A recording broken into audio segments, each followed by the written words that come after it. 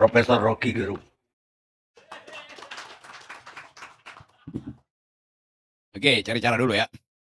Cara yang bisa dimengerti oleh Islam. Karena dia bilang tadi saya nggak paham itu. Dendam gue sama dia. Oke.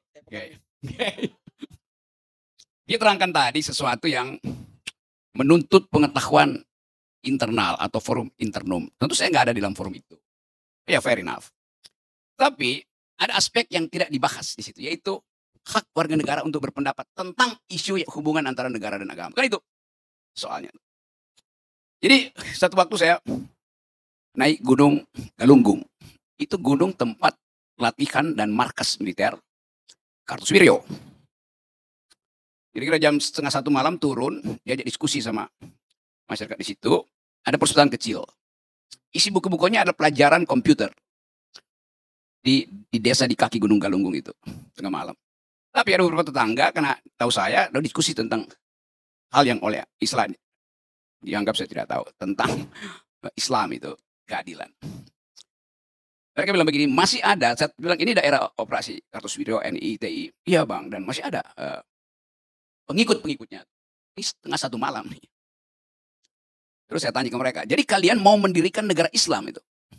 Tidak. Kami mau mendirikan negara yang berkeadilan, tetapi berbasis Islam itu. Ini logik dari anak-anak di situ ya, anak muda. Lalu saya tanya, memang nggak ada versi keadilan lain selain Islam itu? Memang nggak ada, kata dia. Saya bilang ada banyak versinya tuh. Ya tapi hanya itu yang kami tahu. Lalu BPIP ngapain kalau begitu? Nggak nyampe di kaki Gunung Galunggung itu. Yang nyampe di kaki Gunung Galunggung ada BLT, BPIP. BLT-nya nyampe. Tetapi civic education tidak tiba di situ. Jadi siapa yang salah? Kalau dia nggak paham bahwa ada versi lain di dalam soal justice itu, yang harus diasuh oleh citizenship. The very idea of citizenship adalah justice. Nggak ada. Jadi ini bahan juga untuk kita pertimbangkan. Jangan lokasikan sesuatu yang radikal sebelum kita asuh dia dengan prinsip-prinsip citizenship. Curang namanya tuh. Itu poinnya di situ kan. Lalu tadi Pak MUI menerangkan bahwa yang ada di forum internum tidak boleh diucapkan di forum eksternum. Dari mana dalil itu? Kalau saya misalnya punya uang rupiah, saya pakai buat belanja sekaleng bir, laku. Tetapi uang yang sama, kalau saya pakai untuk membeli bir di lokasi yang ada syariahnya, nggak laku uangnya. Logis di situ. Sekarang apa hubungannya dengan forum internum? Kalau saya punya uang palsu, saya pakai buat membeli barang, pasti nggak boleh tuh. Lalu buat apa saya punya uang kalau saya nggak boleh pakai itu uang palsu? Ya uang palsu itu memang uang yang saya mau pakai untuk berbohong. Kenapa dilarang coba? Buat apa saya pegang uang palsu kalau saya nggak pakai itu buat belanja? Kan uang palsu dipakai untuk belanja, memang statusnya palsu itu. Pelan-pelan ya, saya menghubungkan dengan soal penyimpangan itu. Kan juga bilang menyimpang itu. Oke, hukum rame-rame itu. Kalau kita belajar tentang sejarah agama, bukan sejarah doktrin agama, sejarah pertumbuhan ide tentang keyakinan. Hati-hati ucapin sebelum kena delik nih. Setiap nabi datang, tiba, dan dinyatakan sebagai nabi setelah dia menyimpangkan beberapa versi nabi sebelumnya. Benar tidak? Yes. Kalau enggak dia akan disebut nabi. Mesti ada diferensiasi itu. Ada pembanding. Supaya dia disebut nabi itu. Saya nggak nyinggung nama nabinya, supaya nggak kena delik. Tetapi logikanya begitu. Menjadi nabi artinya membatalkan pikiran nabi sebelumnya. Atau bahkan menyimpangkan. Oke, saya mesti lebih hati-hati nih. Penyimpangan itu adalah diferensial dari keyakinan. Ada yang teruskan, ada yang diteruskan. Tapi mesti ada yang disimpangkan. Dosa apa enggak tuh? Nggak tahu saya. Tapi fakta itu sudah terjadi dalam sejarah. Sekarang, kalau yang penyimpangan itu hanya boleh ada di dalam hati nuraninya, tidak boleh dia ucapkan, tidak boleh dia dakwakan. Gunanya apa forum internum itu kalau tidak ada forum eksternum? That's logic. Saya naksir pada seseorang, tapi saya nggak boleh ucapkan itu. Loh, naksir itu, energi di dalamnya itu diekspresikan dalam bentuk tindakan. Kencan misalnya, ya nonton. Kalau suruh datang ke ILC itu. Jadi, Yang berbahaya adalah menganggap forum internum itu boleh, forum eksternum nggak boleh. Dua-duanya boleh. Itu maksudnya forum. Forum itu bukan lembaga. Forum itu artinya keyakinan internal saya memerlukan eksploitasi keluar. Itu namanya forum internal, forum eksternum. Jadi kalau saya punya dalil yang saya simpangkan, oh boleh itu di forum internum. Buat apa forum internum itu? Itu memang udah di hati nurani saya. Forum internum yang paling kecil dan paling lengkap, paling sempurna ada keyakinan individual pribadi. Nah, keyakinan itu dijamin oleh hak asasi untuk diekspresikan.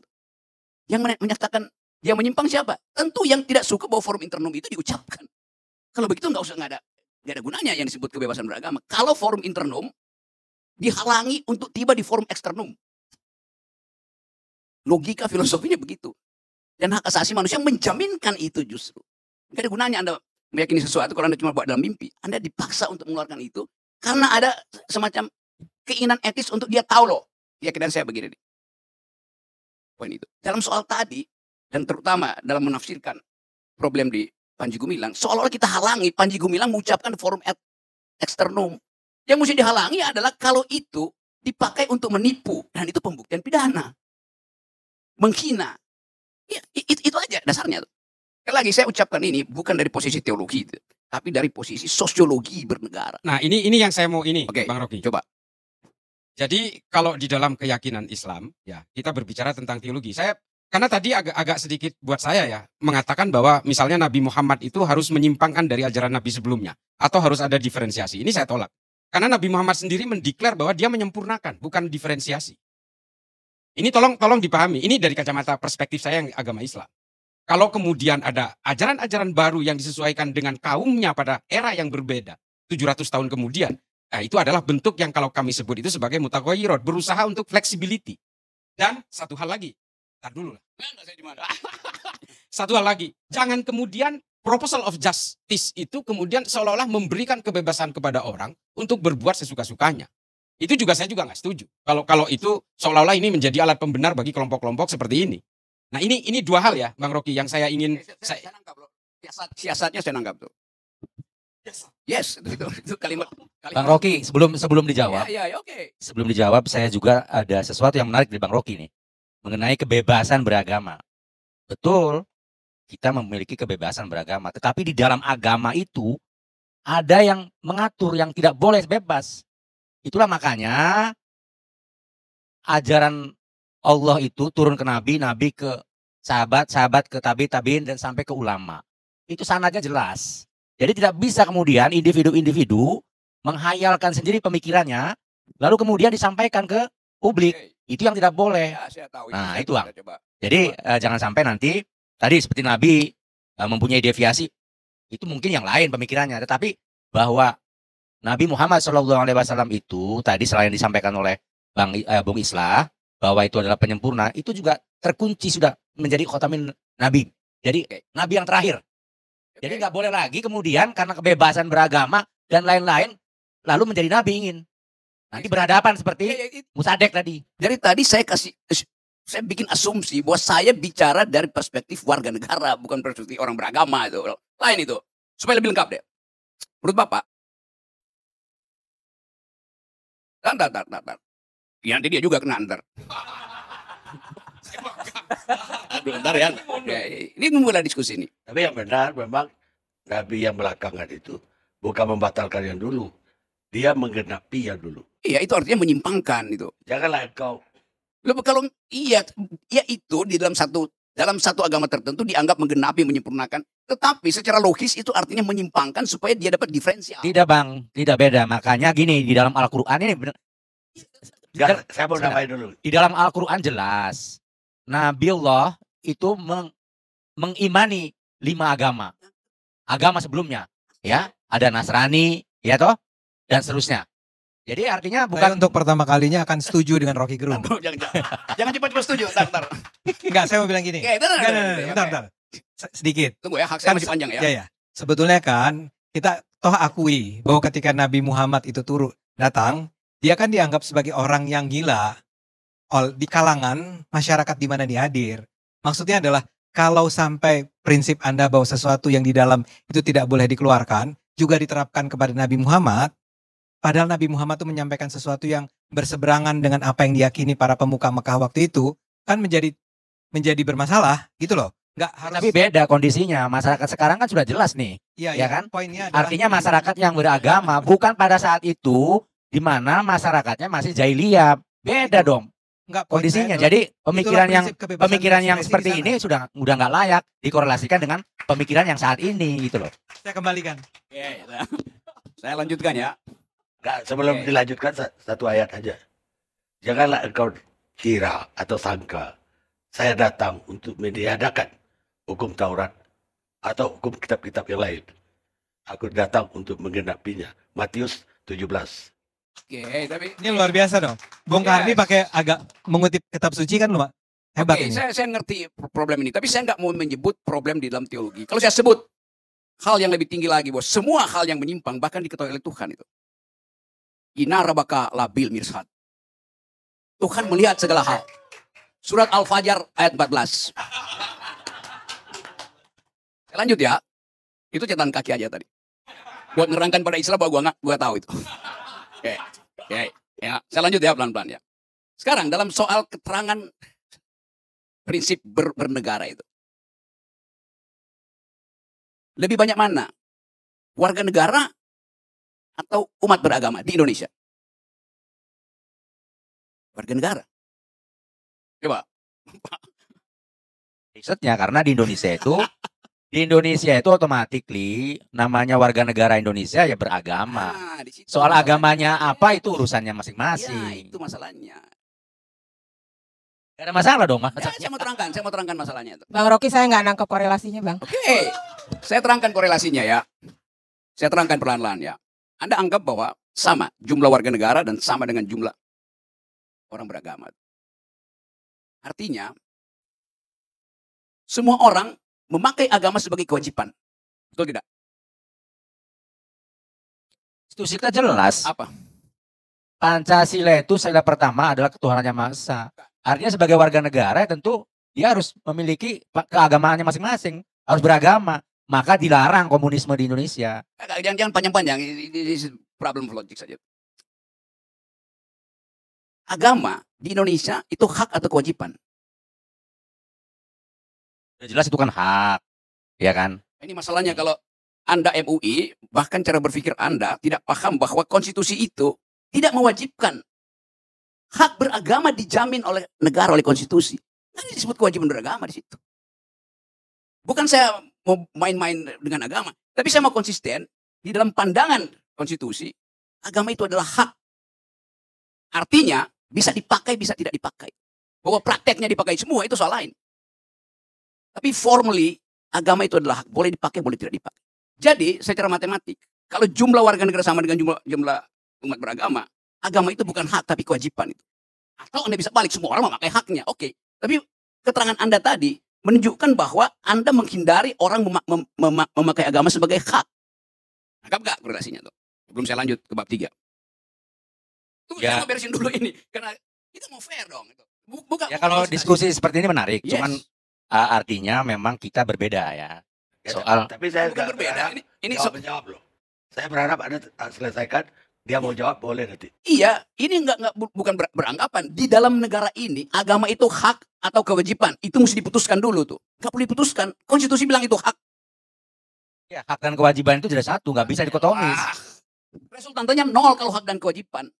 Nggak ada hak itu didamping oleh kewajiban. Itu dua forum yang berbeda. Karena itu bukan konstitusi deh. Supaya kita fair debatnya di sini. Ya makanya lanjutin aja. Karena itu saya mau terangkan tadi bahwa kalau ini negara berdasarkan agama, negara yang beragama, maka agama menjadi kewajiban. Begitu cara membaca secara a contrario. Kan gitu soalnya. Ini kan bukan negara agama, berarti agama bukan kewajiban. Itu pilihan etis seseorang. Oke, dia pakai aja. Tetapi secara institusional, agama itu adalah hak. Boleh dipakai, boleh tidak. Itu prinsip sekulernya di situ. Bahwa orang diminta oleh komunitas beragama, iya. Nah, kita kan takut untuk debat soal-soal yang fundamental semacam ini kan. Termasuk Islam takut dia debat soal beginian. Tanggung dia ngomong begituan. Enggak. Oke, Saya enggak. Yuni setuju apa enggak coba? Ya, saya sangat setuju. Bahkan saya sangat setuju kalau ruang agama itu adalah wilayah-wilayah privat. Oke, stop sampai di situ ya. Saya terusin ya. Oke. Terusin. Oke, ya. Jadi dengan dalil itu kita masuk pada problem hari ini.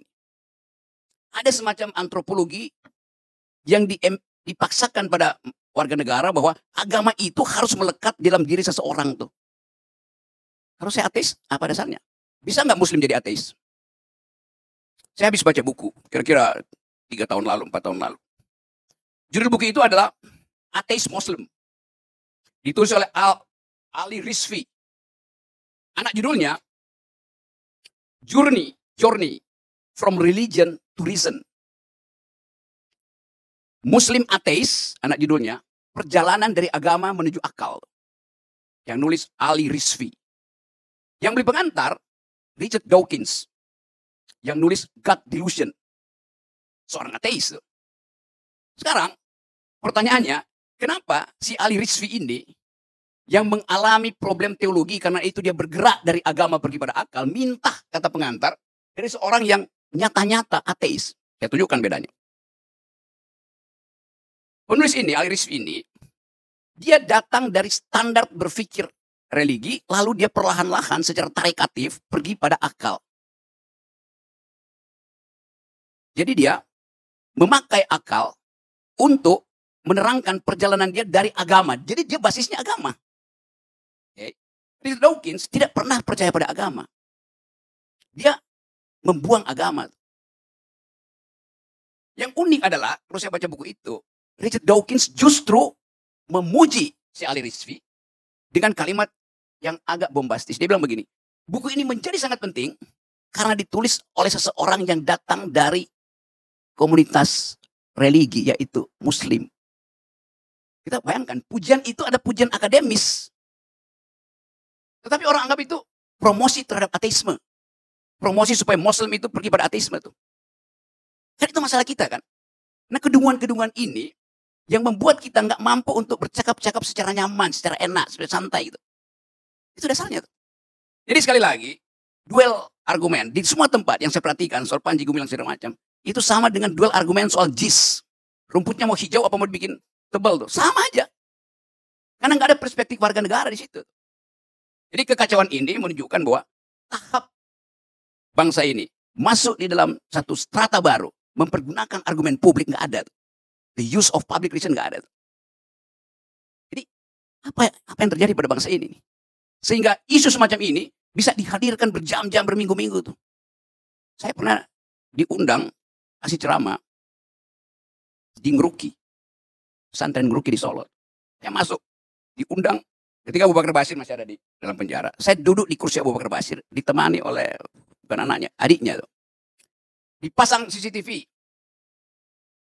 Laporannya ada 4.000 orang mau dengar ceramah saya tuh. Saya masuk ke situ, polisi bilang begini, Pak Rocky ini sarang teroris, jangan ke situ. Saya bilang saya diundang sebagai non Muslim untuk bicara di situ tuh. Di forum internum mereka. Jadi saya paham, mereka paham tentang hak dia sebagai warga negara untuk mendengarkan uraian lain yang pasti sifatnya sekuler tentang hubungan antara negara dan agama. Saya datang ke situ. Polisi bilang begini, ini sarang teroris. Saya bilang, oh ya, kalau ini sarang teroris, pasti ini sarang intel. Logikanya sama kan? Ini teroris, ini intel, teroris, intel. Tuh, jadinya. Jadi saya nggak cemas di situ, karena pasti saya akan direkam, nggak ada soal, dan pasti saya akan diamankan di situ kan. Jadi hubungan-hubungan semacam itu, bahkan orang marah ke saya, ngapain lu ngomong di Ngeruki? Lu gua diundang buat ngomong di situ. Hadi Armando pasti nggak bakal diundang di situ tuh. Taruhan sama gue. Dan posternya di belakang situ Isla, namanya Ngeruki, namanya Rocky. Bersama Rocky di Ngeruki. Enak. Dia bilang begitu. Nah, saya balik lagi pada problem kita hari ini ya. Kita tahu genealogi dari Al-Zaitun itu dipakai sebagai umpan untuk memetakan potensi keretakan bangsa atau potensi untuk memecah belah bangsa. Sama aja. Jadi itu dalilnya sebetulnya tuh. Kenapa isu ini panjang terus? Kenapa headline dibikin terus? Karena petanya belum dapat. Peta buat apa? Ya buat pemilu.